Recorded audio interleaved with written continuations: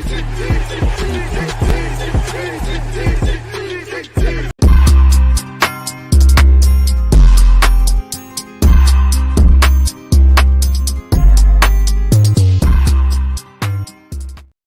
are you lot not sleeping, man? Oh, what's going on here? What the hell was that? What is all that about? I don't know what that was. I don't even know if you heard me, but I was just asking you lot. Why are you lot not sleeping? Obviously, Arsenal 5, Leeds nil. Probably overshadowed by Bukayo Saka and Odegaard's injuries. That adds to the list. You know, you throw in Ben White, you throw in Norgard, various kind of degrees, people. So yeah, man, it's a weird one. Now check out my match reactions for my thoughts on the game. But it's a weird one because we did score 5 goals. We did, and we did have shots on target, but I do think we need to create a lot more. We can create a lot more. I probably think we should have scored 5 in the first half. We need to work on, in my opinion, getting Gyökeres in the game and making clear-cut opportunities. While I like Gyökeres' goal, and that's what you want to see, because when Calafiori, who had a brilliant game, when he's put that ball in, you could see Gyökeres on that. Again, we did a watch along. You could see Gyökeres only had one thing on his mind. He only had one thing on his mind. That was obviously to bag in it, like to lovely run and a great finish. I do think about it though, psychologically. We all know Gyökeres is working himself back to full fitness and all those kind of things. But at the same time, would it be too far-fetched, people, to assume that he was probably a bit frustrated because strikers normally go hunting? Like, he's not really been given any really real service. So again, that's not necessarily isolated to today. We all know where it comes to the final third, we need to work on that. But at the end of the day, when you score 5 goals, it's great. The Eze homecoming, the young bulls, you know, Haaland, Demons doing well. Saka scored, he's obviously injured. I do think, you know what, yeah, Arsenal fans, I don't think we hype Ranieri enough, you know. I'll be so honest. I don't think we hype him enough. Obviously, Max Dowman, fucking mustard, lovely debut from him. Won a penalty. We're used to it. He's just been built for this and made for it, and he's going to get more opportunities. But I don't think we gas up Ranieri, especially Ranieri off the bench. Like, I think he did very well today. I must admit, I think he did very well. Physically, he needs to get a bit better, but my thing with Ranieri is cool. You've got the brilliance. We know you're great, but it's more about affecting the game across 90 minutes. Now, of course, he weren't on the field for 90 minutes, but I think he had a great game. Great day at the office, really and truly, man. Great day at the office. Clean sheets always welcome. So, yeah, we've got 6 from 6. We've got a big one against Liverpool to come, but we can enjoy the weekend, man. And it's been a great couple of days. House of Brown, one love. Agent Visual, one love. Man watched the game and slept. What, me or you? Because I definitely ain't going to sleep. The way my life is going to pan out in the next 2 days, there's no sleep today, boy. I can't lie to you. Like, I'm out of here in a couple hours still. We're live, man. Big up the Twitch ones. Big up FamZone TV. This is one man that don't like sleeping. Smash the likes and make sure you go over to FamZone TV and subscribe to D and Dean and all the supporting acts he's got on the platform. DG with the night shift stream. We're lit. Appreciate you, my guy.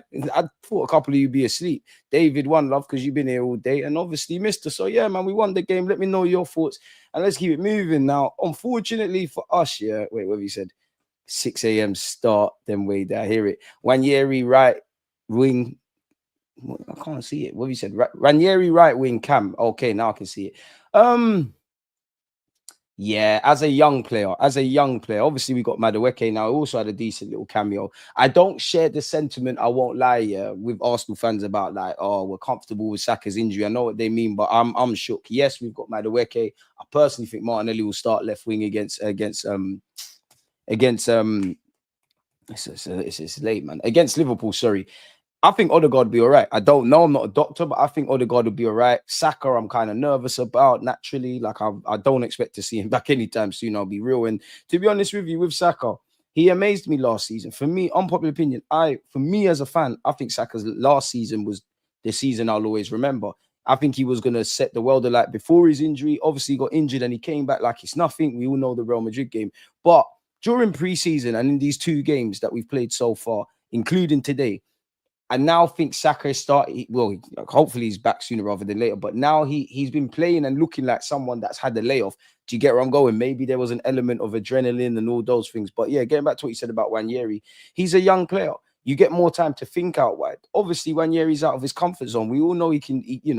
Arteta's actually said he could be a striker, but we know he can play right wing. We know he can play 10. We know he can play 8. He's done it in the academy. But this is the first team now. You know, tactically is where something Ranieri's got to bring into his game. Give Mikel Arteta no reason to leave you out. Tactically, I think, where to stand, all those kind of things. He needs to bring that to the game. Physically, obviously, he's still a young boy, a young man growing into his body. So he does get physically outdone. I did see a willingness from him to do the dirty work a bit more today as well, man. But yeah, in the short term, I think Wanyeri looks better at right wing, but we need him to get up to speed. And if you don't get an opportunity, don't to show what you're about, then it is what it is. And to have Eze, I mean, Eze, man, hopefully Odegaard's there so Eze can play out wide. And Martinelli doesn't start, but you've got Eze, you've got Wanyeri, you've got Odegaard, you've got a couple of other players that might play in other positions, but can all play in midfield. I think you have to give flowers to Timber and Calafiori today. I'll be especially Calafiori. Forget your assists, forget Timber's goals, like absolute mustard. And even Timber and White, like this season, them two, we have to manage them. Big up Mascara, because I do think there's going to become a period where you're getting a lot of first team football. I do wonder though, God forbid, but if we assume Odegaard, Saka outright, who else is there? Norgard, it seems everyone's forgetting he's got a knock. Ben White, surely that might, see Zinchenko or whatever be on the bench. Definitely where the Liverpool game away from home, even though that's on the 31st of August. The deadline shuts you, so we're gonna have to get a move on, man. When Saka is back, he needs to be managed properly. He shouldn't be doing 90 minutes in any game this season. He's been overworked for so long. I don't know. He definitely needs to play 90 minutes, but I share your sentiment in that we do need to rest him. And that's actually where I look at Madueke, because obviously as a different gravy, class, quality, level raiser to go with Gyökeres, who bagged today. Them rival fans' agendas are tired, man. Big up Rico Squeeze, but how dare you as a Man United fan that lost to Spurs and lost to us jump in my mentions, people on Twitter, and say, "Oh my God, I can't believe Leeds United got you this excited." Man, we won the game. We're happy. Like we won the game 5-0, and we're still quite critical. You lot were giddy over losing to Arsenal. You captured the nation's hearts, though, man. You captured the nation's hearts. We'll take the 3 points. And I wanted to win today, beyond the obvious, because it is a bit of it's an insurance policy going into the Liverpool game. Now, we've done well at Anfield by our standards recently. The next step is to win. The closest we've got to winning in the Premier League was, I want to say 20, 30 minutes back in the first year we fought for the title. I don't know, but when we was wearing the black kit, it was surreal, and we all know how that panned out. Zinchenko started crying and shit. Big up DL, appreciate you. Wanyeri's problem is he holds on to the ball for too long. Apart from that, he's a wonderful talent. It's true, but naturally, these things you're going to learn, innit? Like, I expect you to struggle with these things. Like, Max Dowman was quality, but even initially, it took a bit of a period to walk in. You're out of your comfort zone. You're in the Premier League. Them man 15th always talking about all other teams' wins. Concentrate. Exactly, concentrate, bro. But it is what it is, man. They say they don't rate Arsenal. All people do is talk on Arsenal. The media houses would be shut down. A lot of content creators wouldn't have no content. You got Spurs fans every minute. Arsenal are scary. I get it. The game's the game, but you're not being, listen, it's being talked about is better than being ignored. Do you think Arteta will set up like he did against Man City when it was 0-0? Nah, man, I think we have to go for it, man. I think everything we've seen, we're going to see that. But I want to see a bit more grit and class. Like, let's have it right. Being a striker for Arsenal Football Club, where Gyökeres is concerned, it's a difficult task because we're not really creating. You're going to get marked out the game. You're almost like a sacrificial lamb. And you're just going to have to feed off the scraps, really and truly. So, yeah, man, I want to go for it. I want to go definitely against Liverpool. I want to go for it, man. Walcott was saying on Sky that he thinks Saka's injury isn't that bad and he knows when to not carry on playing when he feels something. I hope so. I hope that's the case. Me, when it comes to injuries, beyond the obvious, if you see a broken leg or something crazy like that, when I get a lot more nervous, definitely where Arsenal players are, like when it's off the ball, because Saka's obviously tried that dribble and then he's gone. Like, I would rather have him got tackled, if that makes sense. Like, that's where I'm a bit nervy. Now, crucially, some people are saying it is his other hamstring. But yeah, man, I do share your sentiment that we do have to ease the burden on Bukayo Saka. I mean, he's going to play. Like, realistically, you're looking at probably 70 games. Now, that's not nice for Saka. That's not nice for any player. But realistically, if you're Saka, if you're Rice, if you're players of that kind of standard at other clubs, this is the reality. Unfortunately, you are going to play about 70 games, if that, for club and country. Now, obviously, we need to protect Saka. I'm not an idiot. I don't think you lot are. Obviously, when people get injured with Saka, we're going to ask questions. But, like, Arsenal are not going to put you out there if you don't feel that you can do something, if that makes sense. If you're all right, if you're not all right, like, type of thing. Who will be your front three versus Liverpool? Likely Saka out off. Well, you know what? Let's assume that, and obviously the week will throw up stuff, but I'm going to assume that there's no Saka, there's no Odegaard, there's no Ben White, there's no Norgard, but like focusing on the starting 11, I'd go Martinelli on the left. I know that sounds mad, but I'd go Martinelli on the left because again, you're in scary territory when we're talking about wingers and going backwards. But he does always turn up against Liverpool, and we're going to need that. So I am going to go with that. And I do think if Odegaard and Saka are not there, that is going to affect our press. And you've got Madueke who's still learning, so that is going to affect us really and truly. It is going to affect us. So for me, Martinelli on the left, Eze through the 10. Madueke on the right. Obviously, the two behind him, Rice and Zubimendi, and obviously up front, Gyökeres, man. Madueke, Eze, Martinelli. I feel what front three. Feel a bit uneasy with that. You know what? If you do something random, things can happen. But what do you mean? Are you talking about the front three? Where's Gyökeres? Well, you said another comment here, Ben. Maybe I'm not considering everything you're saying. Massive problem will be the left hand side is going to be bad, but it forced. Huh? Massive problems will be the left hand side is going to be bad, but it forced lost three attackers. Need another winger. Need another level raiser. If I'm honest with you, I mean we've all got hope for Rodrigo and things like that. But yeah, man. Would you choose signing Rodrigo or Saliba sign a new contract? My question is that, Team Muller, man. Saliba sign a new deal. Brilliant today, by the way. Mascara is so dirty. He reminds me of the quiet bad man in every end. And I can't like above everything. I know the result was great, but Eze, man, proper homecoming for that lad. Walcott, a good pundit, really good. I like Theo, man. I do with Theo Walcott and Martin Keown. I love them, but like they're compromised, didn't it? Like they're obviously in bed with the club. Listen, pay your bills, get your gigs, do what you want to do, but you're never gonna. There's gonna be an element of dishonesty, and you see that all the time. Not even dishonesty, of not necessarily saying the truth or kind of doing the glass half empty thing. Theo Walcott's problem is he's not mad loud, like in life, whether it's YouTube, whether it's pundits. He is a good pundit, but you got to have outrageous takes. You got to do the most, which is what Gary Neville and Mr. Jamie Carragher do. Theo's never going to get that kind of love, if that makes sense.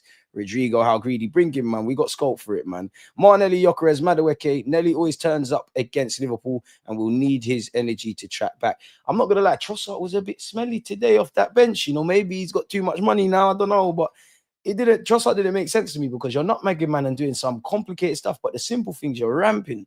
But yeah, big 3 points before the Scousers match 2. We needed this. We do.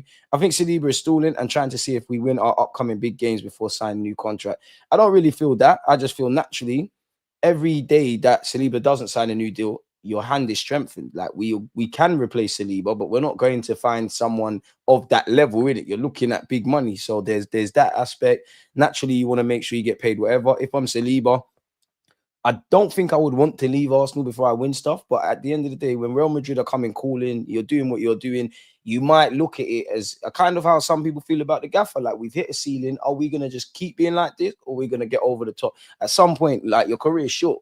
Your career is short. Someone mentioned Theo Walcott earlier. If I just say Theo Walcott, Cesc Fabregas, Wayne Rooney, we all remember when these men made their debuts. Some are managers. A man's a pundit. Before blink and you look how old Saka is now. Blink and you know, before you know it, Max Dowman's going to be 27. Do you know how quick time flies? The days are long. The days are long. The days are long. The years are quick. Like even 2025, I don't know. Maybe it's just me, but this year is flying. Like it's flying. It's flying. Big up you lot on the 70K, getting us to 70K as well. Bro, I'll get all the talent. Trossard going through the motions. It's true. Do you know what? I mean, Martinelli's linked with Saudi. I wouldn't necessarily rule out Trossard leaving. Surely one has to go. Like, I know this was all said about all these kind of conversations were said in the build up to getting Eze, and it's redundant. And I know we need depth, and I'm not saying we don't need depth. And you know, a reality is not everyone's going to make the bench. There's going to be injuries and things like that. But if we assume everybody's fit, forget Lokonga, forget Lokonga, forget Fabio Vieira, forget Reece Nelson, forget all of them kind of ones in it, and just think of Zinchenko because Zinchenko might not leave. You got Zinchenko, I'm not saying he has to be in the squad, and especially Kivio. Imagine Kivio don't go, Zini stays, a fit Kai Havertz, a fit Gabriel Jesus, on top of everybody you saw on the bench today. Obviously, Ben White as well. How can everybody make the bench? Because the only one that is guaranteed to be on that bench is Kepa, because we need another goalie, right? You need to have X amount of defensive options, X amount of attacking options, X amount of centre mids. Obviously, if you're playing Liverpool, you probably want to have one or two defenders more on the bench. If you're playing a team where you're probably going to dominate, you probably want 1-2 more attackers. I don't know, man. But bring all the talent, man. Bring all the talent. I want these problems. And Saliba doesn't sign soon, sell, replace him with the funds. Can't go like Trent did at Liverpool. You know what? Sell Saliba next season if he's not signing a new deal. I'll personally clear out my account and fly Martinelli to Saudi. You know what? 60, 70, 80 million shouts. Go and do it. But with Martinelli, does he want to go to Saudi? Because if he doesn't want to go, there's issues. The manager will still utilize him as a squad player. Like that's what you should be on the bench and whatnot. Type of thing. Does he still feel he wants to go there yet? He's obviously basically an Arsenal Haylender as well, so he'll leave with a heavy heart. Does he necessarily want to run at the first bit of adversity? Because you're used to playing. Are you going to get scared now and not? And you're going to try to wrestle your squad back, your squad place back, type of thing. There's a lot to consider, and obviously he hasn't gone by Munich, but he was linked with them. You probably could go and get a club in Europe. Which again, the issue and the catch-22 with his thing is you're on 190 grand a week. It looks mad purely because you have not developed. Really, big man Jesus still in the cave. It's true. That's what I said when everybody's fit, because you can't have like Havertz is gonna be in the squad, but you can't have Zinny, Gabriel Jesus. You bring in Rodrigo. Like, couple man have to leave. I don't necessarily want people to leave because I'm getting quite comfortable with this depth thing. Even listen, Dalman's talented, but is it too far-fetched to assume if Kai Jesus, these guys were fit, would Dalman have made his debut today? Probably, maybe not. Is Dalman going to get significant game time or just cameos? I think he'll start in the League Cup. We do need to remember he's 15, 16, and we just need to take time with him physically because even stuff like recovery. I know he's only played a couple of minutes today, but it takes 24 to 48 hours to recover from elite professional performance like today. That's a 15, 16-year-old lad. So there is, he's going to be feeling that. So we do need to take time, but some talent you can't contain, you can only nurture. I think next season, it sounds mad because I expect him to make his debut in all comps. Can't wait till he scores and all of those things. But I think next season is kind of his breakout, like his, maybe not necessarily Wanyeri, I don't think he's had his breakout moment, but his Miles Lewis Skelly stuff. And he has to play. Dalman has to be involved, but it has to be in the right conditions. I don't want to get into that trap that we had when we had Saliba, not even Saliba, sorry, Saka, Martinelli, Smith Rowe, and we got kids carrying this thing. Let the man thrive, bro. Let the man thrive. I don't get into that scenario where you live or die by his performances. Like, obviously, if we take pre-season as a microcosm, it's, life moves on quickly. There was times where Max Dalman was the only thing to be excited about in pre-season. We're calling for him to come off the bench. We only look decent when he did play. So he'll get his time, man. But we need to take time, man. We need to take time. Got to just manage the guy, but he will get minutes. Like, at the end of the day, he's good enough. He's old enough. Obviously young, all that stuff. But it doesn't matter. You would not be playing Premier League football or consistently training with these boys if you weren't lit. He's got it.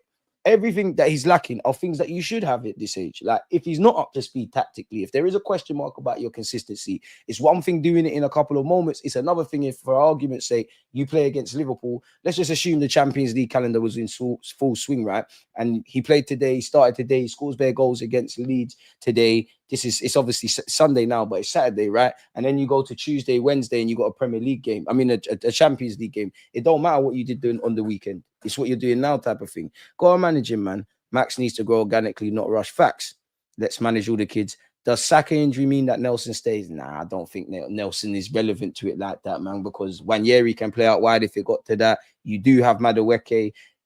I more want to see Eze in the 10 or off the left or in the left or right-sided eights, but you have got him. You, on paper, I'm not saying it's the answer. You do have Trossard, and Martinelli could go over there.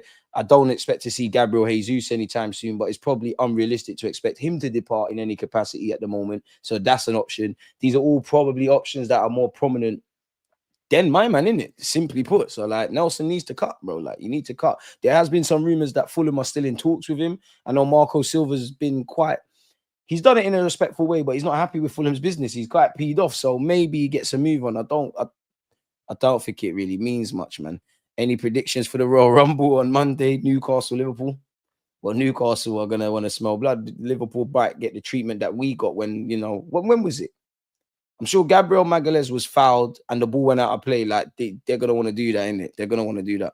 But with Saka out, do you expect to see more of Dalman, especially against Liverpool? I'd expect to see him on the bench, 100%. And I'd love to see even Dalman. He's an option there in it as well, in comparison to Reece Nelson. If Max was like 17, 18, been a bit more seasoned type of thing, then that would even add more fuel to the fire.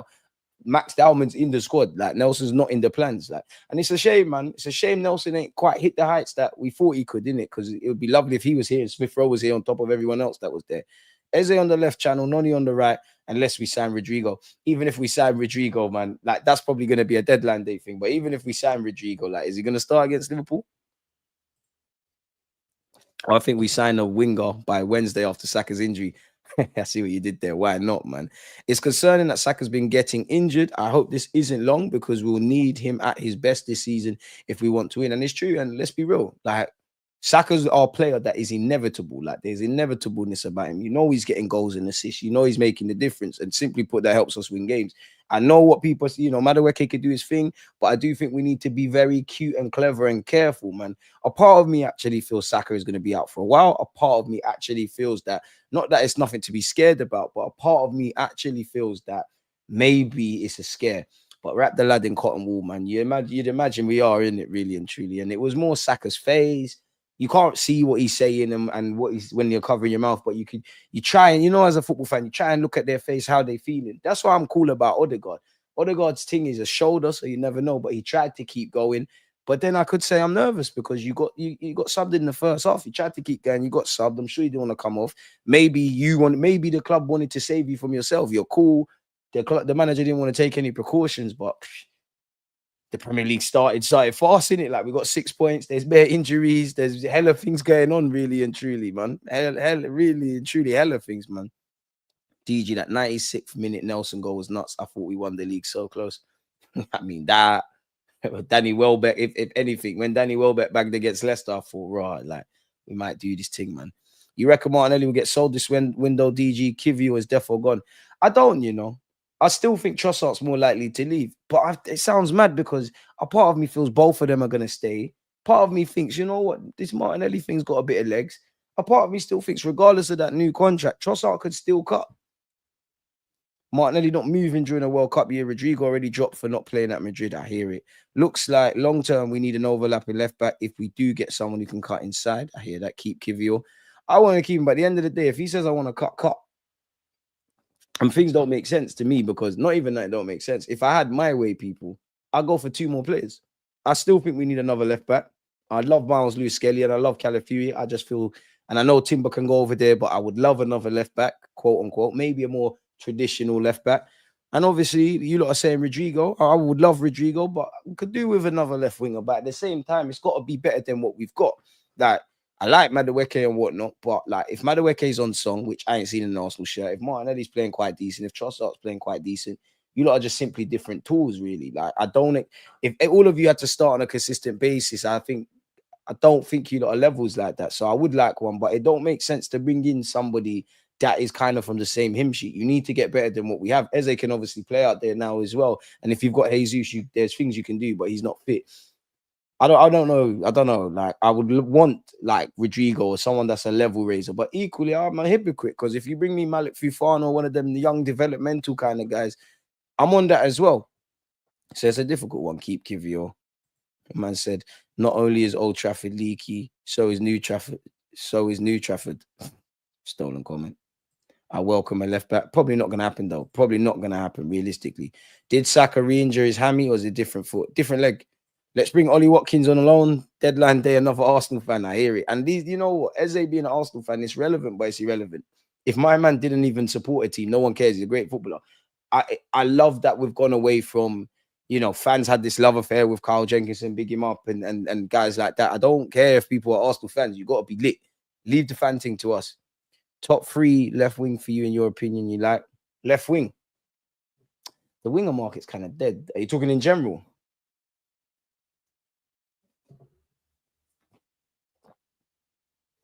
The top of my head, they ain't really a left winger. That Carrot Skeeler of PSG. Be him. Difficult question, man. Big up American Gunner. Big up DG. Decent showing today. Today 6. It cost us 2 starters for a few games. It sucks, man. It sucks, man. Gunner blog basically said Eze is the last attacking signing in his latest article for The Athletic. It's true, but then, yeah, and I do think that for what it's worth, but at the same time, Eze shows that nobody as informed as Gunner blog and David Ornstein and Romano, essentially you're not working for the club. You're not, I'm sure you got contacts and you got all of that, but you're not working for the club because we were told it's sell to buy. We wanted players to go bang out of nowhere. Eze's joining us. And then it came out, we was talking since the 10th of August, which was what, like 2-3 weeks ago. I'm capping about 3 weeks, but 2 weeks ago. So nobody really knows. I do think that, because I do think there's still an element of we need to flush players out. And to be honest with you, obviously we're at the players' mercy because they want to leave. But then you look at half of these guys, like Zinchenko, you could run down your deal, but at the end of the day, is this what you want to do? Is this what you want to do? A couple of these, man, you're hoping their agents get them and get their moves, man. Lokonga, Fabio Vieira, who has kind of gone quiet to us with Stuttgart. Nelson is still here. Need to flush these guys out, bro. Like, and it's not even the fact that they need to go. There's too much peas not being wasted, but being wasted really and truly, especially for these players where if everyone's fit, you don't know if they're going to make the match day squad. People, it is 17 minutes past 1 in the morning and we haven't got 100 likes. What are we playing at? I'll be shocked for saying this, but with injuries, I'm glad we have Madueke. No, glad we got Madueke because it could be a lot worse. We've got more bodies. That's the whole point of depth. When it's there's no point having depth for no reason. Unfortunately, there's going to be injuries. There's going to be loss of form. There's going to be dynamics. That is when depth comes into it because now the means is being tested, really and truly.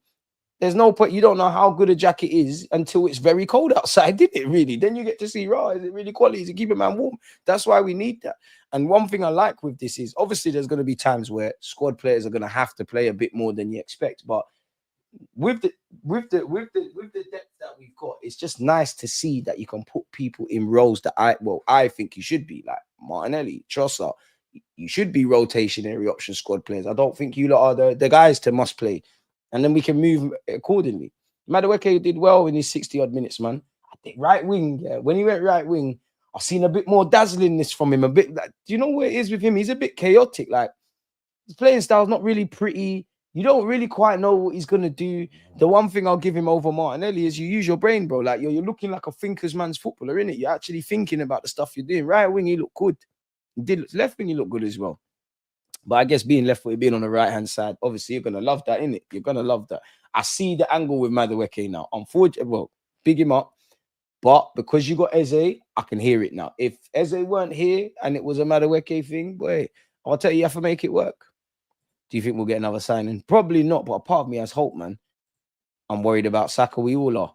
Noni was very tidy, nothing too fancy, but he'll grow into this team. Yeah, as long as he's a squad player. He seemed more comfortable on the right for sure. 100%. 100%. Do you think we'll get another signing? Sorry, I've already answered that. I can't see it, but I hope so, surely. Big up DG. Scary injuries, but mate, we finally have some decent cover. Yeah. But you know, like our luck, the cover gets injured, people get strength tested. And one thing that sucks is the season's just kicked off. It's just kicked off. Like, it's just kicked off. Like, you expect to kind of see these things like November, December type of thing, if that makes sense. So you're right though, man. We finally have some decent cover. Like, we have to get it done. Like, we have to get it done.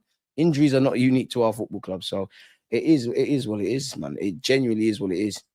Madueke would be good for us on the right, however, not on the left. Arteta finally signing unpredictable and tricky players. It's great to see. Can we get some stories from Carnival? What stories, man? What stories? What stories do you want? What do you want to know? What do you want to know, lad? Something must be wrong for us to be getting so many injuries. And you know what also sucks as well? Like, this is the worst time. There's never a good time to get Doué's cold. That's another left winger. Semenyo, they're going to ask for too much peas. There's never a good time to get injuries. But at the start of the season where everyone's chasing fitness, this is surely the worst time because it's a reset thing and you're chasing fitness. You're chasing like that kind of medium performance level. It does set you back. Because you hear all these footballers speak. They say the worst time to get injured is the start of the season / preseason because you're playing catch up with everyone anyways. Now you're playing catch up to the catch up, if that makes sense. Semenyo will be lit, but can't get too greedy. I like Semenyo, but I'm not on spending 70 million, man. And Bournemouth are gonna price him out of a move. You know, unfortunately for Bournemouth, they've been ransacked this summer for their players. They probably want to bring in their own players. They probably want to keep some key players as well. You don't want to lose Semenyo. And did he not just sign a new deal? He is an Arsenal fan. I do think he's quality. Done it at Anfield. Well, they lost, but he done it at Anfield with that dribbling run. We could deal with that. It's probably just not going to happen, isn't it? The hype around Liverpool is just mad. Remember, we gave them the title last season due to our injuries. We didn't give them anything, man. Come on, Liverpool earned that. And I don't think it's just injuries for us. Like, there was, you know, if we just had a fully fit side, there's no other talking point. So if everybody's fit, we'll win. Yeah, I don't think that's fair to them, man. And obviously referees and injuries played a part, but okay, no bad refereeing calls, no injuries, do we still necessarily win the league? Because that doesn't explain 14 draws. All 14 draws are not because of refereeing decisions. That doesn't explain why we drop so many points from winning positions, and it doesn't explain why. I know I make a song and dance and a joke about being the corner boys, but last season, at an alarming rate, we actually conceded from set pieces. Control the controllables. Now, if we, God forbid, but if we had them injuries that we had last season, now I would say unlucky up to the club, because you've actually proactively tried to equip the squad with depth. Last season, we knew it was issues. If you know it's going to rain and you can see the clouds and you can't necessarily see the rain yet, but you're hearing it and you're not putting on no jacket, an umbrella, or finding shelter when it does eventually rain, whose issue is that? And if they hand it, we didn't hand them anything, they earned it. I mean, we didn't win the league, but people already said, "Oh, Arsenal only up there because of the talent, because the league is rubbish. Liverpool only won because the league is rubbish." If the team that won is rubbish, or they only won because of that, then what does that say about the other 19 teams? But yeah, man, the excuse next weekend will be their travel to Newcastle and playing later. To be honest, forget all of that. Forget all of that. They're playing on Monday, then we play them on Saturday, Sunday. We have to make it count, bro. We have to make it count. We have to make it count. I like Mascara, looks promising, and I like Calafiori, though he's a maverick, pretty offensive. And it's a bit weird that obviously Calafiori inverts, he goes out wide, but he goes off script a bit for me. Like we don't really have, well, we hope now, but we need a couple players that are unpredictable, and that could be a gift and a curse, because throughout 38 games in a season, you need to know what you're getting. But he kind of like finds freedom within the framework of tactically what Mikel Arteta is doing. Do they trust VG more after today, and will he get more service? You have to trust him. You can see him in training. You see him what he's done. You saw what Lewis Skelly does. You have to trust him, bro. You have to trust him. His teammates need to find him quicker. But I genuinely think I don't know how Arteta does it, but we need to create more clear-cut chances. As much as I like Gyökeres' goal today, yeah, if a man is going to score, and needs 80 more, if a man's going to score 20 goals for our football club, yeah, you need to just give him them ugly goals, them little tap-ins. You look at Mo Salah, Haaland, Aubameyang, all of these guys that have scored goals. It's not that they haven't scored screamers, individual brilliance, but how many of those 20, the 20 or 20 odd goals they score, how many are glamorous finishes? The food and drink that's actually one thing that attracted me to Gyökeres. You just put the ball in the back of the net. Like, you can't expect him to always pull out to the left and just dance past people. Good goal for what it's worth. Lovely, because goals are like London buses. You get one, then you get a second. It's the monkey off the back as well, because obviously these men are strikers, isn't it? There's going to be moments where he doesn't score, where maybe he's not feeling himself. And then when he's in a great run of form, there's going to be times a man's going to score with his ear, with his bum, with his knee, and obviously everything else in between. Strikers are weird like that. You don't know this. You not know this. We can win at Anfield next weekend. I hope so. It needs service, bro. It needs service, because it's one thing buying the clothes. It's another being able to style them and rock them out, man. Calafiori, just a good footballer. Marcelo and Alves did this. Good footballers just play. They treat the match like it's a five-side game. Dani Alves makes no sense, in a sense that I've been to watch Barcelona. When they had Messi and all of them, him and Jordi Alba, like, they bait. Like, from a goal, it's one thing seeing it on TV. It's another seeing it with your own eyes. Like, they're genuinely, from goal kicks, or at the time, they're standing up front. Like, they're standing there, and they got engines. Like, Barcelona don't play at the Camp Nou anymore, innit? But that pitch is big, which made me deep even more. Just how brilliant that team was, essentially. That whole team makes no sense. Messi makes no sense. If you didn't know anything about football and you saw Messi, probably for the vast majority, he's walking, he's nonchalant, but he's just operating at some next level, dude. Like, I don't think he plays football. He does something else. You confident Cala keeps Salah quiet next week? Can you really keep Salah quiet? Can you stop him? You just have to contain those moments. You're going to lose a lot of battles, but can you win the war? The midfield needs to rise up against Liverpool. Facts. Do we know the extent of Saka's injury? We're not going to know anything for a number of days, man, because he probably has to go for scans and scans again. And then even that, at some point, the club will know. I don't know if we will know until, obviously, Arteta's press conference. I guess what we're playing on a Sunday, probably he's going to speak on maybe the Friday, because we're going to travel. And then, obviously, we're going to see if Saka's in the match day squad, innit? When Gyökeres cut inside for his goal, I half expected him to pass it, because that's what our players normally do. Good to finally have a proper striker. And I think he was a bit frustrated. Like, bro, I really had no service. And at the same time, I'm not going to lie, Gyökeres should have had a hat-trick today. Because you remember the first half, like, we pressed, we forced Leeds into a mistake, and he kind of snatched on it. He weren't really aware of his bearings, man. A man said, wait, what? Oh, SJ, this ain't coming up. That is not your comment. I don't know why. StreamYard seems frozen. Can you lot still hear me? Almost like the comments are frozen. DG, we're not going to say that part. Make your Hulk Hogan shirt rip go celebration a short. You know what? So many people in my DMs saying, "Oh, you took off your shirt again, did you?" Like, yeah, boy, it's mad. It's mad. Gyökeres should have scored in the 1v1. Yeah, he's human, but he should have scored. Like, that's the one, for obvious reasons. That's the one man you want it to fall to in that. Obviously, it's difficult. It's very easy me watching and saying things, and he might have seen something else. It might have looked very different, it playing the game. And I know that for reality is because if I just equate myself as a Sunday league player, like the goal I always show you lot, how it looks on the video, which is a banger, clearly lit, and that at the time, it like the way I saw it going was very different. So perception and everything. Football's a weird game. Like me, all of us here, we all sit in four corners of the Emirates, whether you could even complicate it and say four corners, but a couple of you are sitting at different levels and whatnot. Depending on where you sit, that's where your perspective is, in it. You might think it's this one's fault or that one's fault. But yeah, I do think, as much as I do think he should have scored, I'll give him that. But at the same time, Gyökeres, man, you're a seasoned goal scorer, you're human, but at the same time, I thought you could be aware, man. Like, you know how to score. You probably know that box better than your ex's box, in it, if you get what I mean, if you catch my drift. So yeah, it was poor from him, but it is what it is. It does happen. As long as we can laugh about it and bagged. But I expect to see my striker miss chances. Like, I expect Gyökeres to be up there for clear-cut chances missed, if that makes sense. Or big chances missed, because you see Salah up there, you see Haaland up there. It's a game of statistics in that regards, isn't it?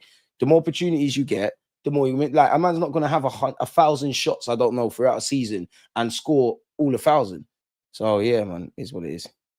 Man said the sexiest football YouTuber has every right to rip his shirt off. Hey, Tim, you're a madman. Let the galley comment that one, but you're moving mad. But big up yourself. Play MLS against Salah. He handled him last season. I hear you. I do want to play Miles Lewis Skelly, but Calafiori ain't put a foot wrong, man. That's your shirt to lose. That's what it should be. That's your shirt to lose. The minute, obviously, if you need rotation and that, cool, but that's your shirt to lose. You ain't dropped no clangers. You ain't done nothing bad yet, innit? And sometimes I feel you have to ride that momentum. Calafiori's had two very good games. Very good games. United, superb, where we were all poor as a team, but Calafiori is probably head and shoulders above his teammates. Today, quality. Pardon me, and that randomness, especially for us, where everything is so structured and whatnot, and you kind of know what we're going to do. Calafiori just a wild spirit to a degree, but yeah, you're playing Liverpool. You do need to defend, and that's probably why I'm looking at Martinelli, because if you can't help us going forward, you might as well do this defensive winger thing, innit? Let's go, man. He lacks the pace to guard Salah. Disagree, because would you say Calafiori's quicker than Tomiyasu? You probably would. And obviously, Tommy's probably better. Well, he is better defensively, but if Tomiyasu had enough pace to deal with Salah, then he could as well. And if you're not strong, if you ain't got pace to rely on, then you just focus a bit more in it. Callum's been good, but I feel safer with MLS taking care of Salah. I hear it. But then again, the other way. Obviously, Salah's not going to defend, but attack is a form of defense. If Calafiori's going that way, then it's calm. I hear it though. Salah's a menace, bro. Like, he is going to get past you. He is going to rip you. He is going to sit you on your ass. Like, that is going to happen. He probably is going to score. But you just have to control the controllables. If he takes you on 20 times, just make sure you win 10, 11 of those, in it. You are going to get ripped. I'm not saying anyone here saying this, but one thing I find funny about football is, like, a winger will beat their defender and then there's issues. Like, it's going to happen. He'll get beat on pace if he gets 1v1 with Salah. That's gonna happen. Like, naturally, if you're Liverpool, you want to get Salah 1v1 against some defenders in places he can harm us, a bit like us. Dalman's quality. DG, I think Nwaneri plays better when he's at right wing. The Cam needs unpredictable players like Dalman and Eze. What do you think? I think Nwaneri can play as an 8 or a 10. You get there. At this moment in time, though, I think he needs to do things a bit quicker. That's probably out wide. You do have a bit more time to think. But Nwaneri is never going to be the midfielder until he gets there, innit? Like, you've got to be given that, innit? You've got to be given that. And I did like how he played. I did like the fact that he came on as well. Did well. The only criticism I have of today, and it's not really a criticism, it's like the game was evidently won. And it's dumb, but I think we're enjoying it. We was enjoying it too much. Like we're losing the ball. People go, go run back. We need to have that standard. So yeah, man. Who's more defensively stronger, White or Timber? Timber, 100%. I need Timber for that. I hear you lot with that. Yeah, you're gonna get ripped. Just make sure you drop them to teach them a lesson. That won't happen. You're gonna lose, bro. It's gonna happen. Like there's no, you're not just gonna fully lock up Mohamed Salah. Like it's not gonna happen. Eze needs to start at 10 for Anfield. If Odegaard's fit, I'm playing Eze out wide.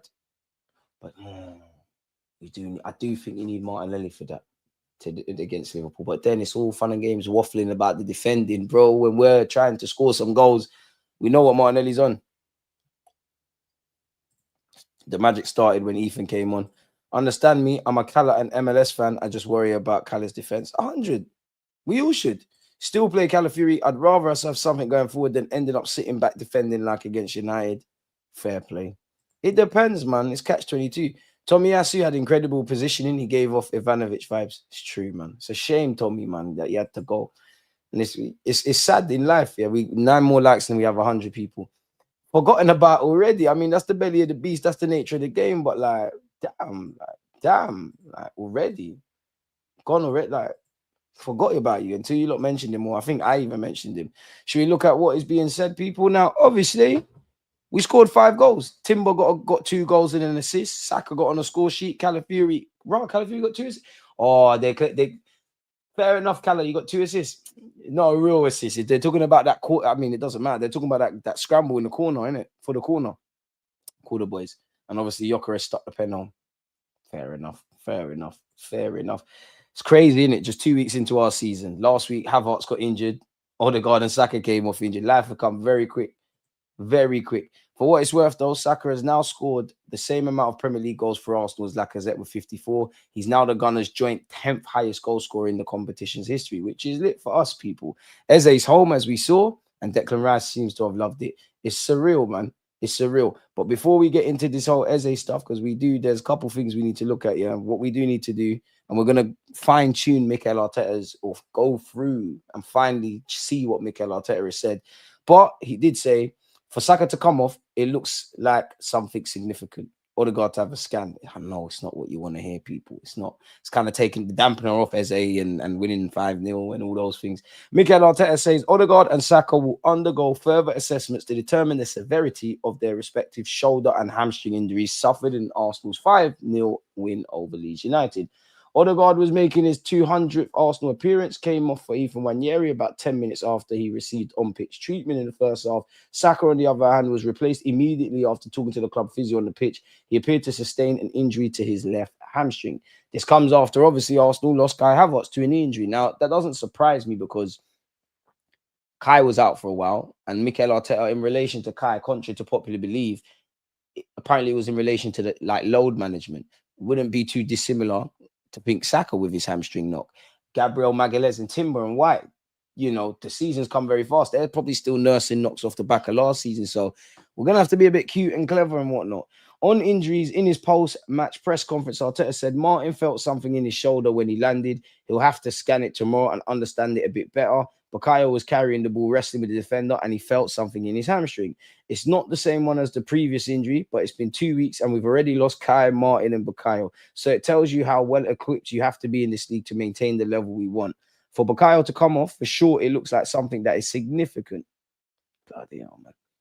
And then obviously when asked about depth and whatnot, that's what we need. The other way, a small squad is not realistic to survive at the levels that we want for 10 months. None of the other top teams in the league do it. So why would we be different? Which is music to my ears because we finally got a bit of depth. They still have even bigger squads than we have. So that's the minimum we can have to compete and be able to do what we want. So yeah, we've won our first 2 games, kept 2 clean sheets, and we've got Liverpool where even if we are to win, I can't imagine a clean sheet. Now, again, Bukayo, Saka is one thing.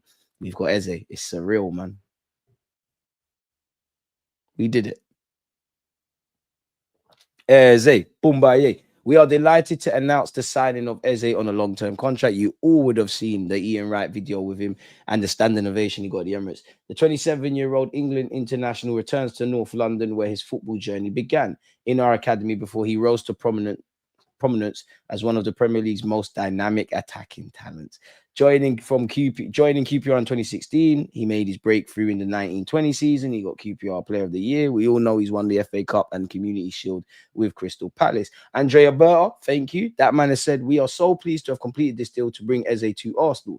Eze is a creative and explosive talent with huge technical quality, also a big game player, with his experience at international level with England also underlining his quality and character. There's been some excellent teamwork across the club to make this transfer happen, and we are very confident Eze will be an important addition to our squad as we continue to build for success. Arteta said, we're delighted to bring Eze to Arsenal. He's powerful and exciting player who will give us a new dimension in our attacking game. What stands out just as much as his talent and intelligence as a player is the way he has worked hard throughout his career to get where he is today. His journey, his mentality, and his ambition are exactly what we want in our team. We love how much it means to him and his family to be rejoining our club. We all look forward to starting working with Eze soon. He will wear the number 10 shirt. We finally got a 10 and a 14. It's amazing, people. Now, let's look at this. Inside Eze to Arsenal. Last minute call with Arteta, Tim Lewis role, Kroenke sign off. It's not a hijack. It's a love story. On Wednesday, Eze was expecting to sign for Tottenham. It was undeniably a good move. There can never be a good move going there. A London club, a Champions League club, no less for his career. It represented a step up. But before he committed, there was one phone call he needed to make. Eze called Mikel Arteta. Now, I don't know if this is wrong or true. I just think in this day and age with PR, I know if I worked for Arsenal, this could be right, but I'd say, you know what? They're onto the Cronkies. They're onto Tim Lewis. We love Eze anyways. Not make it up, but a bit of make-believe from a credible source. I'm not doubting it, but you just never know. And how did you lot find all of this out where you didn't know on the 10th of August we're chatting to Eze? I don't know, but who cares? The man's at the club, and I hope this actually did happen. It's not the first time they had spoken. Arteta and Eze had a conversation at the end of June when Arsenal first explored a potential deal for the 27-year-old Crystal Palace playmaker. Fair play. We have heard that. Since then, however, Arsenal's interest had seemingly waned. Tottenham had stepped up their pursuit. From a professional perspective, Eze was happy to sign for Spurs, but he had grown up an Arsenal fan. He wept when released from the club's academy age 13. Before signing anything, Eze needed to know if there was any chance of making a deal with Arsenal happen. Timing is everything, and Eze's couldn't have been better. Arsenal was still reeling from the news that Kai Havertz had been sidelined with a knee injury. They were actively looking for ways to reinforce their attack. Arteta told Eze that Arsenal had a board meeting that afternoon. By the time that meeting had concluded, an ecstatic Eze was informed that the deal was all but done. By Wednesday night, Arsenal had an agreement with Crystal Palace for an initial 60 million, as you guys know, with a potential 7.5 million in add-ons. Subscribe if you haven't, smashed the like button if you haven't. Where are we at? Eze's reps had also agreed personal terms on a 4-year contract with the option of a 4th. And you'd imagine if Eze does the business, he'll sign improved terms within that essentially 5-year period, which is great because that will take him to 32, where no doubt when we get there, oh my God, Eze's 32, and which I think when he's 32 or something, Dowman's only going to be like, my maths is poor, but Dowman would only be like 19, 20, 21. Crazy, isn't it? There was no real tug of war with Tottenham. There couldn't be. 100% there couldn't be. If Arsenal were at the table, there was only one destination for this player. As well as speaking to Arteta, Eze lobbied England teammates at Arsenal to push the club for his arrival. As with Gyökeres before, Arsenal was struck by a player prepared to do whatever it took to get his preferred move. For Eze, the transfer is a dream come true. For Arsenal, it's a statement of ambition. When Havertz went down, Arsenal were determined that this would not be another season defined by injuries. I hope not. After that initial conversation in June, Eze never entirely left Arsenal's thoughts. In the end, they could not resist him. Wrestling him away from their local rivals was simply the icing on the cake. Amen. Eze loves Arsenal, but the feeling is mutual. Therefore, we love you too. You didn't even kick the ball for us. Arteta had grown increasingly, I can't say that word. I don't know how you, enamored, determined. We're going to change that with the attacker. In love, I don't know, man. Let's just move on. The club have pushed the ball out to make a deal happen. He brings audacious talent, considerable experience, and the hunger to rewrite his Arsenal story. To tell the inside story of this transfer, the Athletic has spoken to several sources from the club involved and linked to the player who spoke anonymously to protect relationships, which you say that adds credibility to the story. This could all be was, but this is a beautiful line. It could be a sweet dream or a beautiful nightmare. You know what? That song actually probably defines Arsenal at this moment, but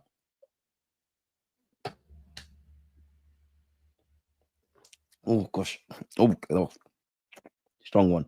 A player of Eze's caliber was always going to feature on Arsenal's radar initially. However, there were other priorities to attend to in the market, chiefly the acquisition of a new number 9. When Arsenal first began exploring a potential deal for Eze, it was linked to their contract negotiations with Ranieri. While Arsenal were always hopeful Ranieri would extend, talks reached a delicate stage. We all know Ranieri had interest from Borussia Dortmund. Chelsea were lurking. He did have 12 months left on his deal. And as much as I'm gassed about Eze, Zubimendi, Gyökeres in particular, happy with, I think Mascara is going to be good. Happy with the depth signings. And I know it's not as sexy as new signings. Definitely where the season has started, but we're in transfer window. Magalhaes, Miles Lewis-Skelly, Ranieri, big up yourself, Berta, for that one. And also, you hope we get over the line with Saliba and Saka. I mean, for a man that joined in March, big up yourself, Berta. And I don't even think this is a Berta window like that. A year from now,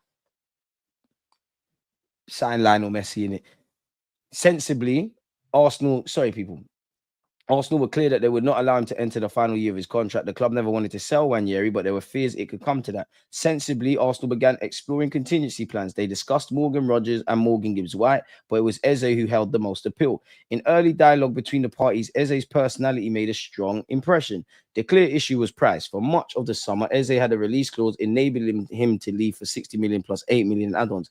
Arsenal considered that price steep for a 27-year-old. They hoped to pay closer to 40. You're never going to get that. Perhaps ranging up to 50 million with add-ons. For Palace, that was a no-go. Arsenal's concerns proved to be mute. In the first half of July, they had breakthrough in contract talks with Ranieri. The interest in Eze was shelved temporarily, at least. Arsenal saw Eze primarily as a central player, and at the time, Arsenal prioritized strengthening the wings. They moved forward with a deal for Madueke, paying an initial 48.5 million, a price they felt was attractive given the market. And imagine our talking points around that and what we're doing and how we're thinking about it now. It's mad, innit, Arsenal fans? It's mad, innit? It's mad. Arsenal and Spurs' pursuit of Eze have something in common. They were both accelerated by injury. We all know Maddison got injured. Like Arsenal, Spurs were reluctant to meet the release clause. They started indirect negotiations with Crystal Palace over a fee. The two clubs were initially far apart in their valuations, but they steadily grew closer. By August the 15th, they were said to be very close to an agreement. On August the 18th, Daniel Levy held face-to-face talks with his Palace counterpart, Steve Parris. They agreed on a broad outline of a deal for 50 million with a potential 10 million in add-ons. The following day, however, the deal took a backward step. The devil was in the details. Amen. While the broad terms were agreed, there was dispute over the bonus structure. Both sides were frustrated. By Tuesday evening, the deal appeared to be in some jeopardy, which is when we come in. On the other side of North London, Arsenal were experiencing problems of their own that evening. We all know Kai Havertz got injured. Yeah, madness. Like, we're trying to skip through and just see the main stuff. Losing Havertz for any length of time was a hammer blow. Had he been fully fit, many at Arsenal felt he was in line to start at Old Trafford. Arteta had envisioned relying on the German international while Gyökeres built up his match fitness. I hear it. Fair enough. Arsenal bought Gyökeres to ensure they had real depth and options at centre forward. A lengthy layoff for Kai would put them back where they started. Arsenal recognised they would need to re-enter. On Wednesday morning, in an attempt to push through the transfer, Spurs submitted a formal offer which exceeded to all of Palace's demands, including allowing Eze to participate in the Conference League. You're going to get some. Don't beg. It's disgusting. It's disgusting. Nasty. Relax. Girls don't like desperate men, Spurs. When you don't do too much, you get the most. Like us. Eze, you want to join us? Calm. Don't play in the Conference League. He's got a code. It's different. It's different over here. 99 problems. Spurs talking to Arsenal could never be. They don't care what they win. They could win the treble. They could win the Premier League in the next 20 years. Every year in a row. They're not us. They're not us. Anyways, yeah. They never heard back within hours. They never heard back. Within hours, Paris had struck a deal with Arsenal. Madness. It's well known that Eze preferred Arsenal, but Palace did too. Come on, you know our thing. Big up Palace, man. The good relationship between Paris and Arsenal's executive vice chair, Tim Lewis, was key. While Arsenal had backed away from Eze, they were able to remain informed on proceedings, perhaps hoping to return if they made sales. Negotiations between Spurs and Palace had been difficult, and when Lewis and Arsenal came forward as an alternative buyer, Paris was happy to oblige. Arsenal had discussed a number of options to replace Havertz. They toyed with the idea of a number 9, but knew that would create congestion when Havertz returned. Lobbied for a left winger, with Rodrigo of Real Madrid once again discussed. But it was Eze who won out. He left a big impression on Arteta, and Arsenal decided he could bring qualities they did not have elsewhere in the squad. Once approval had been received from Arsenal's owners, Josh Kroenke is in Europe for the start of the Premier League season and signed up on behalf of KSE. They proceeded with a bid. Spurs had been negotiating for weeks. Arsenal had struck a deal in less than 24 hours. So we can move mad when we want to move mad. Arsenal know what it feels to be in Tottenham's position. In January, they were gazumped in a similar fashion by Chelsea for Mudryk. This time, the shoe's on the other foot. Who's Mudryk? Is he a footballer? I ever seen him play? The Chelsea fans know who he is. I don't know. I really don't know. Everything happens for a reason, mate. For Palace, the outcome was ideal. The final agreement was for an initial 60 million with 7.5 possible add-ons, virtually the same as the release clause that expired before the start of the Premier League season. Palace had benefited from the interest of two parties in Eze. Arsenal also agreed that Eze would be available to play on Thursday night, scheduling his medical for the following day. Arsenal's willingness to spend big on Eze before securing any significant sales has surprised many. Arsenal has spent almost 70 million on a player they allowed to leave their academy for nothing. Fair enough, he was 13. Even internally, some urged caution. Fuck that. Whoever was urging caution, come out of the club. You're not serious. Big up Berta and everyone who was moving serious. Serious. Arsenal are sailing ever closer to the wind of UEFA's squad cost ratio legislation. Yeah, we probably need to get a move on with sales, if I'm honest. But Arsenal had taken an aggressive approach this summer. This was not, they deemed, the time for hesitation. That's what I'm on. Eze, who will wear the 10 shirt, is another tier 1 addition to Arsenal's squad, a player with the quality to be a starter. He's well known to many of the group for the England squad. He brings creativity, flair, and end product, with 14 goals and 11 assists for Palace last season. He offers tactical intelligence too. Under Olivier Glazier, he has shown an ability to thrive in a nuanced system. He is not a direct replacement for Havertz, but he has the versatility to offer a number of potential solutions. These are the internal solutions I'm on now. Despite originally visualizing him as a central player, Arsenal are giving consideration to using Eze off the left. His presence in the squad also liberates the likes of Trossard and Mikel Merino to fill in for Havertz when required. In the end, Eze did not play against Fredrikstad. On Thursday morning, he explained to Glasner that he did not feel able to play. His mind was elsewhere, his heart too. Arsenal have not just bought Eze, they've brought him home. It was nearly Spurs, but it was always Arsenal. Fucking hell, you read this? You're poetic as hell, bro. Whoever made that is the most poetic comment I've seen this year or ever on my YouTube channel. Yeah, someone commented, Eze made the right decision, as in Ian Wright's name rather than how you'd spell right. Arsenal have not just brought Eze, they brought him home. It was nearly Spurs, but it was always Arsenal. Whoever wrote this must be a Gallus. James McNicholas, I don't know, man. I don't know. But yeah, he's back, and we saw his standing ovation, man. How one phone call saw him ditch Spurs. Mikel Arteta explained how Eze's phone call to him stopped the midfielder moving from Tottenham. Moving from Tottenham? Or did they mean to Tottenham? And got him moved to Arsenal instead. It was reported by The Athletic on Wednesday when Arsenal's deal accelerated. Eze was set for Spurs, but then called Arteta to double check if Arsenal were definitely not an option for him. It's cool, my brother. You're here now. Welcome to our family, bro. You're here now. This shows you how much he wanted to come. It was very difficult sometimes because you want to be very open and transparent with players and they have to make decisions about their career. It was very, very important. I'm delighted to have him. You can tell how much it means to him and his whole family. Welcome to our family. I'm sure we're going to have some great moments together. The talent is unquestionable. He's done it in this league. The personality, unbelievable. He has the capacity to create these magic moments. He can do it from different positions, different solutions. He's got flair. He's got charisma as well about him. That's very contagious.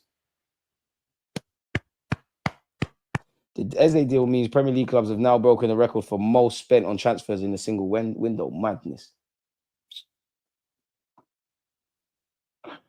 And he, bro, slap my man on the left, man. Fuck all this football shit. Get on the left and play ball, bro. You can be everywhere. Because I'm seeing Saka going to central areas today. Bro, there's things going on. I'm seeing 1-2 things. I see us try to be a bit more. It's not all the way there yet. I see us try to be a bit more direct against Man United. I see players occupying certain new areas. Fix it, Arteta. You've got the ingredients cooked now, bro. We don't want mackerel and rice no more. It's hacky sand and bare things now. We've been through the struggle. We're never going broke again. We need to buy whips and chains because our people are in whips and chains. Like, we need to move mad.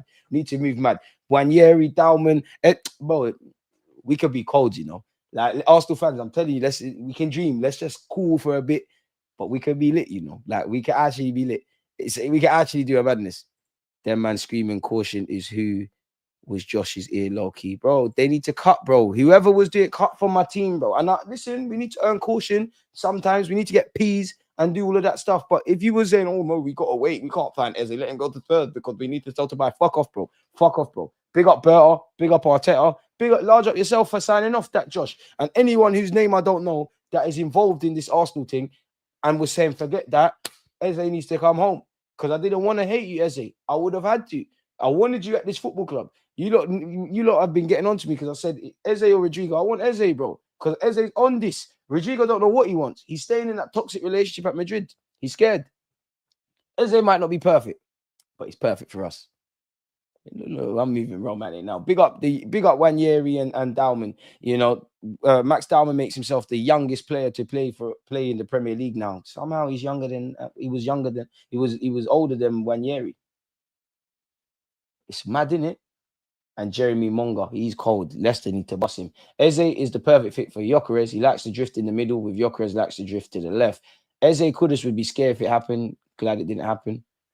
Bro, right, bro. And then you got Madison, Kulusevski, all these guys when they're fit. Bro, it would have been nasty.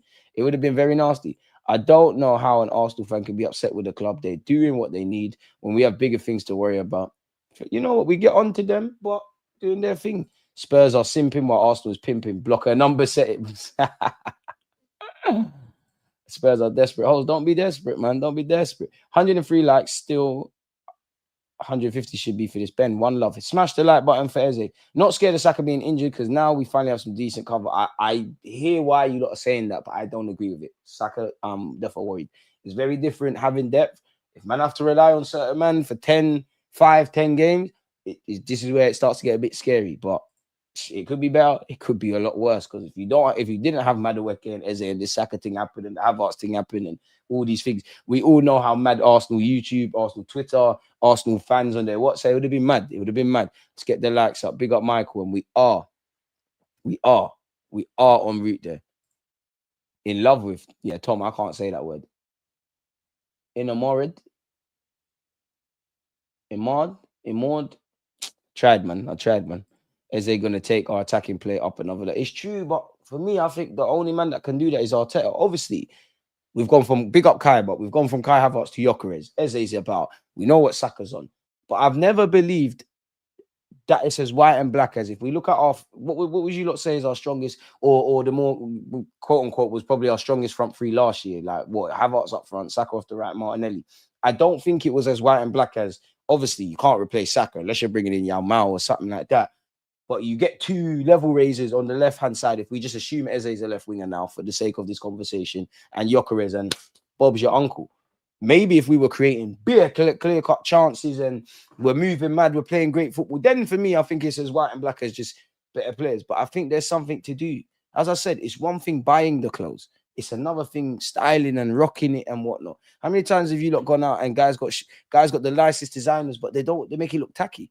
And there's a man there with a TK Maxx or some H&M. He makes it look designer because of how he's rocking it. I'll tell you, you got to rock this properly now because it's on you now. You got the tools. Make it work, brother. Please. Is they going to be so fun to watch for? Sometimes just want to watch entertaining footballers. That's where I'm at. I'm with that. Big up everyone. Carnival. We're calling it Carnival, but I hear that. Eze Easy does he have a song? You know, Arsenal fans, there's probably a song getting made, but probably not easy. He just got his foot through the door, man. I don't know if Eze is going to move house. Probably just has to leave his house a bit earlier to go to London, Coley. Reminder, Eze plays for the Culture Club. Can't believe we're finally moving serious again. This is what we want. Appreciate you, Kwame. This is what we want, bro. This is what we want. Like, I don't know about anyone else, but I'm very quick to get on the club when I think you deserve the critique. And likewise, I'm going to give you your praise when you've done what you needed to do. When I'm seeing Eze, this is unprecedented stuff. This is goosebumps. And I must admit, I'm a bit shameless because now Arteta, I see why you signed Madueke. It's cool now. Saka is a quick healer. I'm hoping it's a short setback. I hear it, man, but he needs to stay fit, man. He needs to stay fit. At least Saka could walk off the field. True. I think Scales holds the ball too long. Still my baller. Yeah, oh my. Obviously, he's got to learn to release it. DG, are these late streams a common thing or a one-off thing? Neither a one-off, neither a common thing. It's off the cuff. But you know what? I'll be real. I'm going Carnival in it. Like in a couple hours, I'm going Carnival. I thought I can't leave you lot. I asked myself two questions. Do you love your supporters? Do you care about your supporters? The answer is yes. Are you going to make excuses? No. Well, that's more than 2 questions. Do you feel you have the energy to do this? Yes.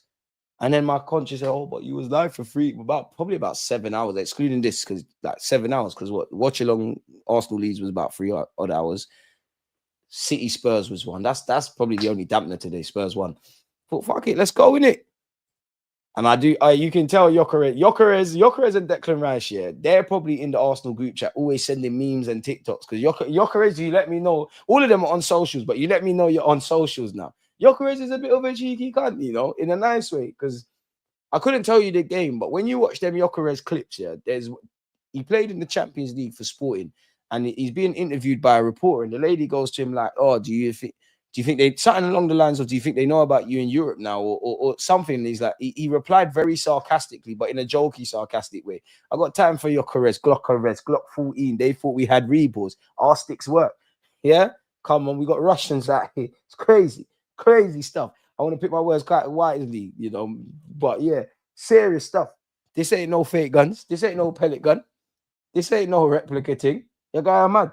And certain teams that we put in their box last week and still talking, make sure when I'm at Carnival, make sure when I look at the football thing on my phone, when I'm, you know, get 1, 2 numbers. And nope, I don't do that.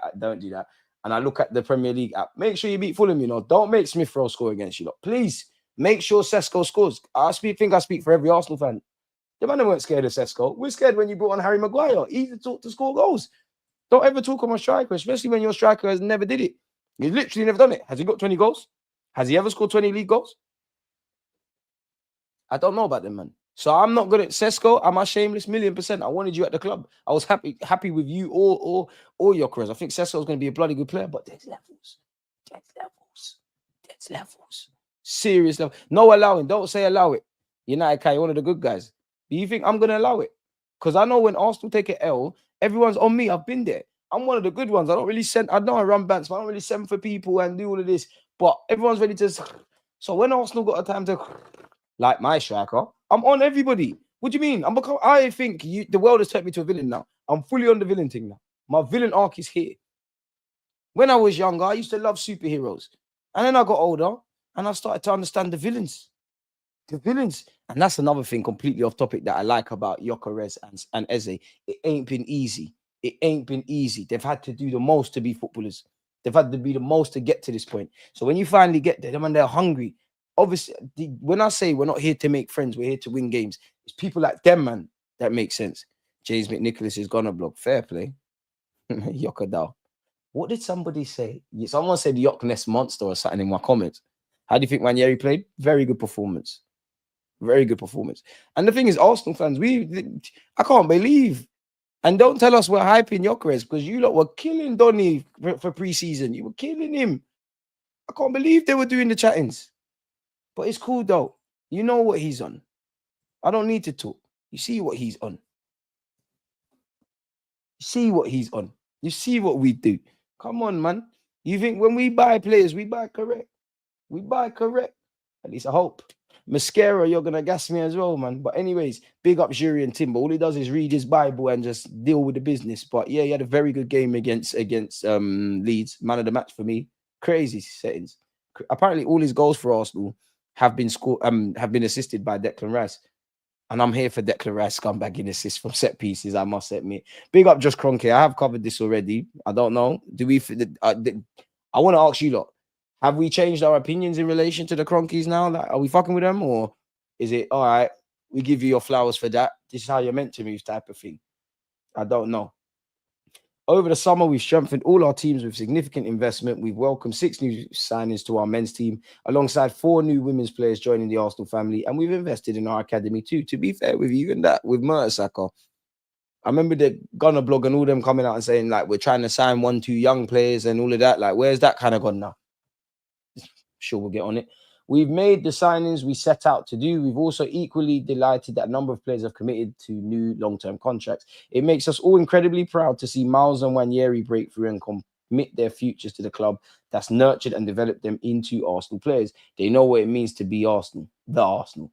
We've worked hard in pre-season with tours in Singapore and Hong Kong to our men's squad and a training camp at Adidas HQ in Germany for our women's team. Big them up on that women's need to be given. They need to be playing at the Emirates all the time.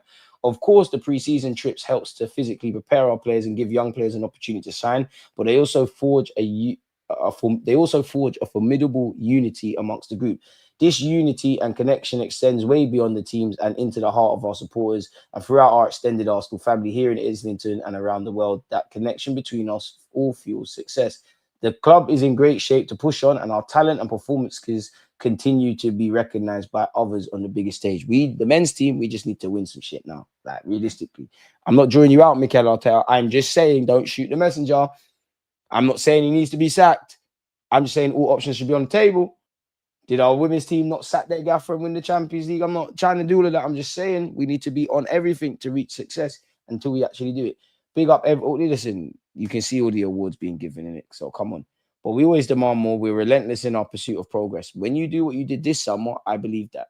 The club is always moving forward. I hope so. We've made great strides over the last few years, and we vowed to take learnings from last season to improve. My dad and I love working together. Your dad's a phony, but big up you. You care a bit more. And alongside the rest of the board, our leadership team to determine how we can be even better and what we can do to support. There's always ways to evolve. I can see everyone at the club taking steps to make sure we don't stand still. We want our supporters to take every step with us. The margins are so fine, and the Premier League is amongst the most competitive leagues in the world. And the positive energy we generate gives us an edge. Once again this season, we rely on the kind of noise and energy everyone brought to our match against Real Madrid last season to inspire the team. The Emirates has become a fortress in the last few years, and it's a very tough place to come. So if it's become a fortress, let's get a tougher song, some explicit shit like North London Forever for a fortress. We got North London Forever, spin it. But when did that become our theme tune? It is lit being in the pub and singing that, though. I will say that. We lost just 2 Premier League games here last season. Let's be even better this year. We've talked a lot this summer about reaching new heights, and it's now time to do just that and put it all into practice. So, Josh, whichever dons at this club on the board were saying caution, if there's 5 of them, sack 4 of them. 1 can stay because we need someone with different thoughts, but they're not serious. Growth happens at the point of discomfort. Make of that what you will. And it's now just time to put all of that into practice. Mikel, Renee, our leadership team, and everyone at the club has mine and my father's full support. Pressure comes from expectation. Pressure is a privilege, and you should have it. And at the end of the day, football means the world to me. This club means the world to me. But we should be fearless. What's the worst that can happen? You don't win trophies. You lose a game. It's very different if you make a mistake and you're a normal person. You might lose your job. You can't pay. You can't look after your kids and whatnot. That's pressure. It's a privilege. The future's already written. Why be scared? The past brings regrets. The future brings uncertainty. Let's finally seize the present moment, people. That's just me anyways. And everyone at the club, read that already. Come on, it's not a burden. It means we're doing the right things. There are high expectations on all of us. We're the Arsenal. I love that. It signals we have the potential to continue to build great things together. We need to get our heads down, focus, believe in what we're building, and enjoy the journey we're on. We've come a long way, and we're not done. We believe in our coaches and our manager, our players and staff, and everyone connected to the club. We are greater than some of our parts, and we believe if we all pull in the same direction, even better days and magical nights are to come. Also, RIP Richard Carr as well. He unfortunately lost his life. It's sad, but he did. It was a great feeling to see. Come on, Gyökeres. Gyökeres, I can't lie. I think you're holding back from me, I see you. I know you're a passion merchant. I need a bit. I think there's more. Pardon me. He got 2. Our number 14 netted his first on the 47th minute. Cutting inside from the left before slamming the ball past Lucas Perez. I just want to hear what he said. I think we started off well, had a couple chances. We scored 2 in the first half, and I had a good chance in the first half that I should have scored. We just kept on going in the second half, and of course, it was a great feeling to score early on. It was amazing to feel that support from minute 1 to the end. It gives you that extra energy to keep going, and of course, to win 5-0, keep another clean sheet was great. Come on, the vibes. It felt good. It was nice to get 90 minutes, of course, to get the rhythm going and playing with the guys even more. I think it was a good game overall. I felt good today, of course, scoring 2 and the team scoring 5. I think that showed that we can be a massive threat going forward because we have a lot of great players attacking, but also it's very important with the defending as well. I think we pressed very good today and didn't give them much time on the ball. I think we deserve to win this game. Come on, Glock 14, man. Big up. Eze, I've read this already. We read this on the watch along. Let's see what the Gyökeres said. It's exactly how we wanted to start the game. We won in a really convincing way. You could sense something, especially in the atmosphere before the match. I think we have to be very proud of the way we played, the way we dominated the game, not conceding any shots almost, and a clean sheet. On top of that, a lot of good moments. Victor scored his first 2 goals for the club. I'm thrilled and delighted for Giroud after a long time after injuring his ankle and the hours that he's put in with all the physios and medical department to score 2 goals at the Emirates. Very special. Mascara making his debut as well for the club. Then one of the highlights, without any question of a doubt, Max coming in at 15, making his debut, winning the penalty. So proud. On Gyökeres, that will help us evolve and find other ways of attacking teams and connecting with each other. It's clear where Gyökeres is really dangerous, but he's a superpower. And let's put him as much as possible in those kinds of scenarios because something good will happen. Gaffer, you said it now. Clear-cut chances, food and drink. I need to see Gyökeres just bare tappings, bro. Bare, and not just him. Maybe other people could benefit. On the energy, big up the fans, man. Unfortunately, there is negatives. That's the negative of the day. Odegaard and Saka injury. Felt something in his shoulder when he landed. We didn't know. We'll have to scan him tomorrow and understand a bit better. And Bakayo, while he was carrying the ball, wrestling with the defender, he felt something in his hamstring. Let's see. I think it's up. It's the other one. It's not the same one as the previous injury. We've been 2 weeks and we've already lost Kai, Martin, and Bakayo. So it tells you how well equipped you have to be in this league to manage and maintain the level. On Saka's injury, and if it's serious, I don't know. He felt something while he was sprinting. That's never a good sign. We'll have to wait until tomorrow, speak to the doctors, and understand better what he's done. But he's had injuries before. He knows exactly the feeling of that. So let's wait. Obviously, we've gone over the depth thing. On bringing Eze, one of the fastest transfers. You're telling us, Arteta. You're telling us. I would say, and one of the most unexpected. Gaffer, you're capping a bit.